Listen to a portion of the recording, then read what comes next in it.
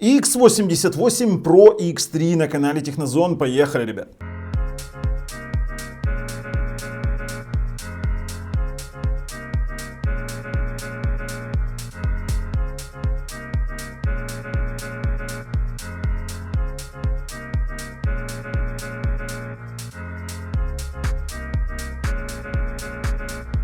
У нас на обзоре X88 Pro X3 и это Технозон. Привет! Короче, тема такая. Не так давно у меня был обзор на X88 King, и ситуация была такая, что я ее очень сильно, скажем так, заговнил. Было за что, она работала абсолютно некорректно и абсолютно неадекватно.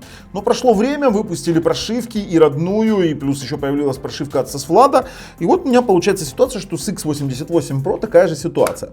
Ситуация в чем? Это приставка 4 на 128 с гигабитным LAN RJ45, 5 ГГц, достаточно посредственный, но он есть и он работает. С iMlogic S905X3 процессором на 4 ядра 1,9 ГГц, но при этом который работает, как ни странно, на производительности чуть ниже, чем 905X2. И получается у нас ситуация, что он постоянно работает на максимальной частоте, этот процессор, и, блин, он греется. Он греется и работает он на постоянной 75 градусов. Но при этом стоит отдать должное, что торренты 4К мы проиграли 42-гигабайтный файл без проблем. Мы поиграли с вами IPTV телевидение без проблем. Немножечко у нас дропило в 4К YouTube 60 FPS, но это опять же, я понимаю, что это проблема прошивки. Но дропило, я показываю это честно. Что я вам хочу сказать еще? Все подробности будут в видео. Советую вам досмотреть до конца, если вы задумываетесь реально о приобретении этой приставки.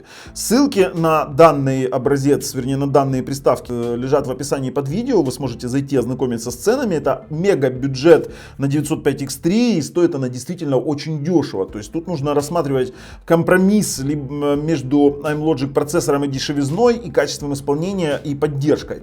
С учетом X88 King, там поддержка есть, и они получали прошивку. Насколько будет получать X88 Pro X3, я не уверен, вот просто не уверен. Поэтому дожидаемся в резюме и дожидаемся нашего вывода о том, стоит брать эту приставку или нет.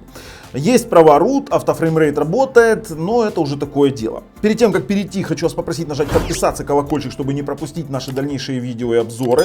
Очень много интересных видео. Ну а также в описании под видео лежат ссылки на розыгрыши, на условия с розыгрышами. Заходим, ознакомливаемся. И лежат в описании ссылки на наши другие каналы. Но перед тем, как перейти к обзору, я хочу вам сказать, что у нас есть на боках. У нас есть разъем питания, есть SPDIF, есть у нас HDMI, есть LAN RJ45 на 1000 мегабит, есть у нас аудио-видео 3.5 и есть у нас с другой стороны USB 2.0, USB 3.0 и есть у нас раздел для TF-карт. В комплекте у нас есть зарядник, вернее блок питания 5 вольт 2 ампера, абсолютно стандартный, есть абсолютно стандартный пульт и HDMI кабель. Поставляется в обыкновенной картонной коробке, особо распаковывать здесь нечего и размусоливать это все на полчаса тоже. Но, а теперь я говорю вам хаубанга, ребята, это же бубльгум, поехали. Честно вам скажу, немножечко наляпистый интерфейс, но в принципе красив. Я вообще люблю такие картинки с переливами цветов радужными.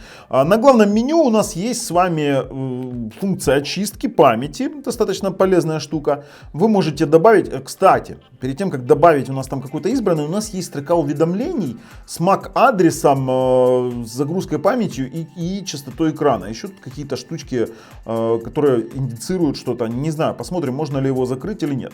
Можем нажать субменю для замены обоев, удобно.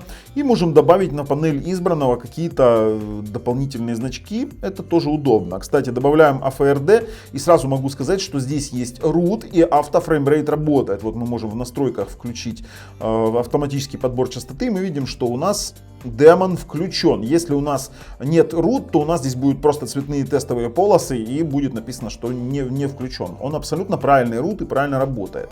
По настроечкам это у нас обыкновенное боковое меню с сетью 2.4 5 ГГц, с аккаунтами, с разделом приложений со специальным доступом на экономию энергии. И у нас есть с вами в настройках устройства, есть Bluetooth, куда мы подключим геймпадик, нам нужно проверить с вами игровые возможности обязательно, хотя 905X3 тут не должно быть никаких сюрпризов. Хотя вот именно X88 Pro, те, кто производит эти приставки, они обычно парятся насчет прошивок и Честно вам скажу, дело в том, что я уже один раз сталкивался, я сделал обзор на X88 King, он вышел, честно говоря, не очень хороший, а потом Влад допилил прошивку и он стал хорошим.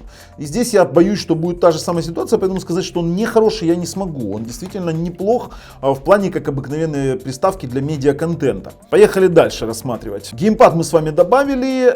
Итак, что у нас здесь еще есть? Больше ничего нет. При нажатии Advanced Settings у нас открывается Droid Settings. В дисплее у нас есть управление разрешением экрана. Приставка поддерживает от 480p до 4K 2K SMPTE. Есть профили управления цветности. Здесь тоже как бы все абсолютно стандартно. Есть Screen Position. Для изменения настроек, для избежания оверскана вы можете менять зум экрана. Тоже достаточно стандартная, удобная опция. И HDR у нас абсолютно рабочий. HDMI цик у меня заработал в паре с телевизором LG. Аудио output мы с вами обязательно включим, посмотрим, что он у нас транскодирует. Power Key Definition — это переключение по действию кнопки питания. То есть вы можете ее ложить в сон, либо выключать полностью. При нажатии More Settings с главного меню мы вывалимся в чистый Android. Больше здесь ничего абсолютно такого нет. Поехали с вами рассматривать AIDA 64. И здесь мы видим, что это X88 Pro X3. Вся та же платформа Franklin 4 на 128. 4 гигабайт оперативной памяти, 128 гигабайт хранилища. Центральный процессор ARM Cortex A55, 4 ядра по 1,9 ГГц, которые почему-то постоянно стоят на 1,9. Это та же самая особенность, которая была у X88 King. За отображение отвечает Mali G31, и температура у нас, температура у нас 71 градус в простое. Она реально греется, ребят, она греется, при этом, достаточно неинтересно. 70 многовато. Давайте выведем с вами CPU float, но она, самое интересное, не тротлит. То есть слушайте, а может быть у нее в памяти что-то висит? Давайте мы с вами включим очистку и включим float window для того, чтобы мы с вами видели, какие приложения, какая температура будет на весь период теста. Запускаем CPU float. Вот он появился, и мы видим, что это, 73-72 градуса. Ох, тяжеловато нам будет с этим самым CPU флоутом. Проведем тест CPDT. Это тест для проверки скорости чтения через USB 3 порт. Мы, по крайней мере, его так используем. Давайте выберем наш диск на USB 3. И поехала последовательная запись, и будем уже дальше смотреть по результатам теста. По результатам теста могу вам сказать, что он на последовательное чтение, это, кстати, то, что нас интересует, показывает 30 мегабайт в секунду. 30 мегабайт это в Mbps. Это мы можем с вами смотреть максимальный ролик, вернее максимальный фильм 240 Mbps, с учетом этой флешки. Хотя флешка это показывает намного больше зачастую. Но здесь USB 3 так работает. И в принципе мы с тестовыми роликами потом это проверим. По спид-тесту мы должны с вами проверить обязательно скорость работы сетевых модулей. Поехали. Wi-Fi 5 ГГц. 5 ГГц Wi-Fi показывает 113 на загрузку, 209 на выгрузку. Я вам скажу так себе средние результаты, даже ниже средних для 5 ГГц, говорю как есть. 2,4 ГГц Wi-Fi. 2,4 работает, кстати, выше среднего. Это 52 на загрузку, 46 на выгрузку. Подключим с вами LAN RJ45. Я включил кабель и будем проверять. Нажимаем «Начать». Кстати, вот эта строка, она не убирается в приложениях, она будет, наверное, напрягать. Температура 75 градусов. Я готов его причислить уже к говнобоксам, если честно. Что-то он мне, не сильно нравится. 838 на загрузку, 633 на выгрузку. Гигабитный порт работает отлично. Я думаю, что здесь все-таки какая-то ошибка в прошивке, потому что постоянно она работает на 1,9 ГГц и постоянно температура 75. То есть он постоянно работает на максимум. Это нечто, серьезно вам говорю.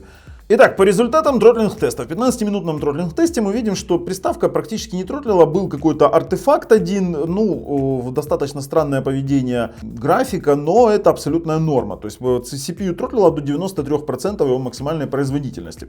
Немного смущает средняя производительность, она немного на уровне 905X процессоров, 905X, 905X2 минимальных. На 74 градуса была максимальная температура в этом самом тротлинг-тесте. Системными тестами закончили. Переходим к тестированию мультимедийных возможностей. И поехали сразу с транскодирования звука. Должны с вами протестировать Dolby Digital Plus. Давайте нажимаем видеопроигрыватель, пробуем, что у нас там транскодирует, не транскодирует. Через стандартный ничего не транскодирует, нам нужно будет еще и VLC. Где у нас VLC плеер? Пробуем Dolby через VLC, потому что обычно VLC может делать проброс качественного звука 5.1. Нажимаем на 3 кнопочки и включаем сквозной проброс звука. И мы имеем с вами Dolby Digital Plus. Dolby Digital PL2 Movie, Dolby Digital и Dolby Digital Plus он пробрасывает. True HD он не пробрасывает на все 100%. Я могу поспорить, да, он его не пробросил. Пробуем DTS. Давайте, DTS 5.1 ядро. DTS 5.1 есть. И DTS HD Hi-Res мы с вами еще должны проверить. Транскодирование DTS HD Hi-Res есть. В этом большой плюс. Тестовые ролики. Как мы говорили, что он должен проигрывать тяжелые фильмы с жесткого диска, то у нас медузы должны пойти абсолютно без проблем на 120 Mbps. Максимальный битрейт видео 128 Mbps это Blu-ray диск. Поэтому мы видим, что 20 Mbps пошел идеально. Пробуем какие-нибудь 4К ролики, например, LG Barcelona. Здесь у нас тоже все просто отлично. Поэтому как бы мультимедиа контент он проигрывает. Температура, да, держится. Не понимаю, с чем это связано. Вернее, я понимаю, все-таки с частотой процессора по-другому он как бы пока не работает. С тестовыми роликами тоже все у нас как бы срослось. Пробуем дальше IPTV. Ну, с IPTV, вот сейчас 50 FPS на IPTV идет, и у меня как бы вообще тоже замечаний нет ни к HD качеству, ни к SD качеству, поэтому вот Full HD канал заработал просто отлично. Тоже, опять же, держит 75 градусов. Ну, такое какое-то, супер бюджетное решение на 905X3. В любом случае, это лучше, чем Allwinner, в любом случае, это лучше, чем Rockchip. Сейчас мы с вами проиграем еще YouTube 4K 60 FPS. Это тоже обязательная дисциплина наших обзоров. 4К 60 FPS, выбираем 4К качество, то есть мы сейчас с вами в YouTube и включаем диагностическое окно. Мне важно, как он декодирует 4К 60 FPS VP9, и это у нас дропит. А почему дропит, непонятно. При этом температура процессора упала, вернее температура поднялась, а частота упала. А давайте мы перезапустим. Обычно такое бывает, когда на старте вы запускаете YouTube ролик. Вообще не должно быть, вот действительно не должно быть. 905X3 спокойно проигрывает 4К 60 FPS без дропов. И что мы имеем? И мы имеем все равно дропы. Интересно, интересное кино. Опять скажут, что я проплаченный обзорщик и опять заговнил какую-то приставку, но нет, ребят, показываю как есть. 105 дропов на 1000, до 10% он скидывает кадров. 126 на 1,5, 8%. Но проигрывает. Проигрывает 4К 60 FPS, 77 градусов при проигрывании в YouTube. Это, конечно, нонсенс. Что у нас еще остается проверить? Я думаю, что мы с вами проверим 4К торрент какой-нибудь. Все-таки сетевой модуль LAN RJ45 нормальный. В Кинотренде найдем 4К ролик, вернее 4К фильм. Давайте Zombieland, вроде как был у нас в каком-то топе, 41 гигабайт. Поехали, запустим 41 гигабайт, добавить и играть только сейчас. Пошел набор пиров, будем посмотреть, что это у нас за Blu-ray диск Remux 2160, тут селезень, HDR, кстати, посмотрим. Используем Vimeo Media Player и Torrent Online у нас проигрался на 42 гигабайта, пошел проигрываться, пускай работает, будем смотреть на температуру и на именно на то, будет ли он фризить или нет.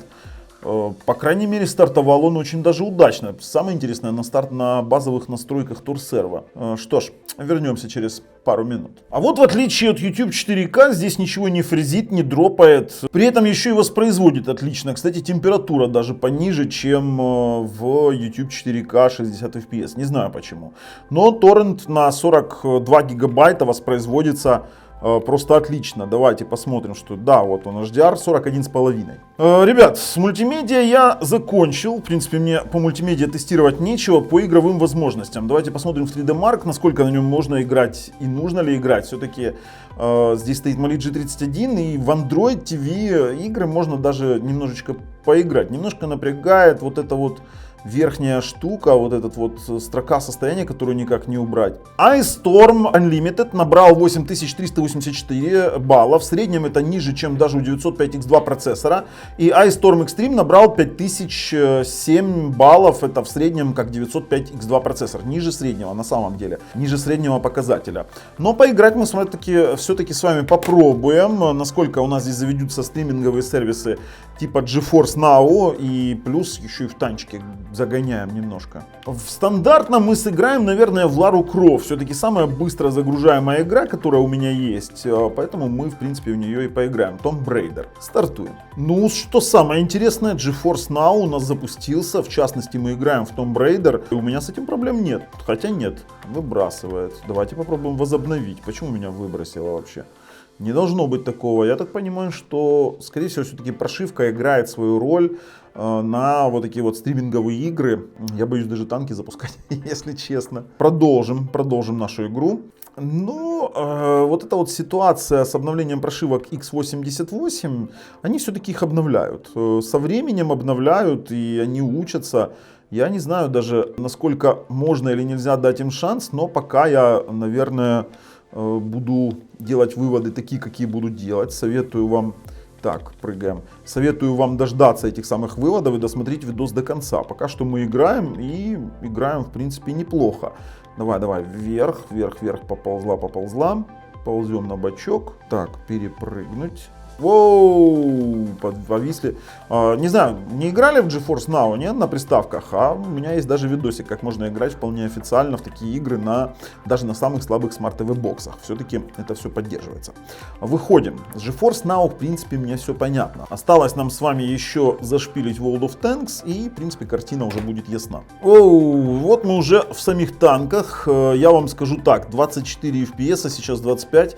И в танке тоже, к сожалению, здесь играть нельзя. Это средне-низкие настройки.